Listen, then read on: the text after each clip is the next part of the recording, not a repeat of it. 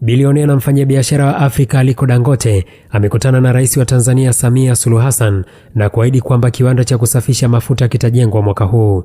Dangote amesema kwamba kamati ya wataalamu itatoa ushauri kuhusu eneo gani ambacho kiwanda hicho kitajengwa katika eneo la Afrika Mashariki. Awali Rais wa Kenya William Ruto alikuwa amependekeza ujenzi wa kiwanda hicho kifanyike katika mkoa wa Tanga, lakini Dangote akasema angependelea ujenzi wa kiwanda hicho ufanyike mjini Mombasa.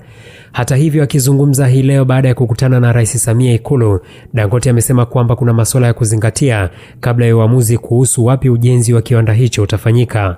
Tajiri huyo amesema kwamba kiwanda anachotaka kujenga kitakuwa na ukubwa wa kusafisha mapipa 6.5 ya mafuta kwa siku. Dangote amesema kuwa mataifa ya Afrika Mashariki yatamiliki kiwanda hicho bila kujali eneo kitakapojengwa. Mkutano wa viongozi hao wawili unajiri kufuatia madai ya pendekezo la kujenga kiwanda cha kusafisha mafuta mjini Tanga, Tanzania.